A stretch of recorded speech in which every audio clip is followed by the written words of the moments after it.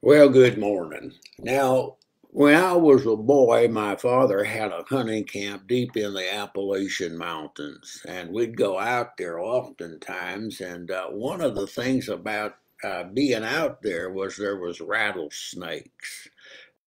Huckleberry fields, those little small berries, you'd have to spend all day just to get a half a quart picking them. But one of the things those huckleberries did was bring those rattlers in there because the mice were in the field. I don't know how many of those rattlesnakes we killed, but one of the things was you were always looking out for those rattlesnakes. And I hate snakes, don't you? But I want to talk to you today about something that's even more dangerous than an old rattlesnake. And that's what John is talking about here in First John chapter 4 in verse 1 and 2, where he says, Beloved, believe not every spirit. I mean, so many people do. They're just so gullible and ignorant of the Bible that they almost believe everything they hear, especially in religion. So he says, but you test the spirits. Now, here's what you got to do. You have to test the spirits. Well, now, what's he talking about when he talks about spirits? Well, he's talking about the false prophets, as you can see, who've gone out into the world in the latter part of the verse. But let's go a little deeper for a moment this morning. In 1 Timothy chapter 4 and verse 1, the Holy Spirit, the Spirit speaketh expressively, rather pretty clear, that in the latter times some shall depart from the faith, giving heed to seducing doctrines of demons.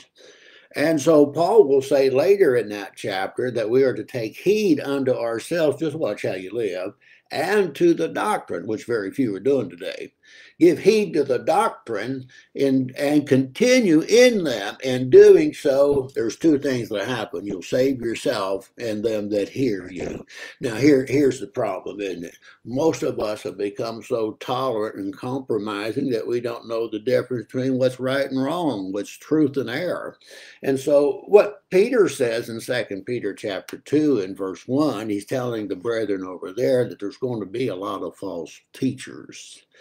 And they're going to come in among you with their pernicious, evil ways and damnable heresies. Now, hold on a minute. Damnable heresies, that is, that there's going to be false teaching that's going to bring damnation. And it's very hard to get the average person today in the church to take this serious. Now, I'll tell you one thing. If you were in that hunting camp where I used to go as a boy, one thing you'd watch out for is rattlesnakes. And that's why he's saying here in 1 John, you test the spirits. Well, how do you do that? The only way you can test the spirits, whether they're telling truth or error, is by the Bible. That's why he says when these guys claim inspiration, that's what those false teachers would do. They claim to speak for God. And he says if that fellow doesn't confess that Jesus is the Christ, he's a false teacher. And if you believe that guy, there's a rattlesnake in the midst. Serious stuff. See you tomorrow.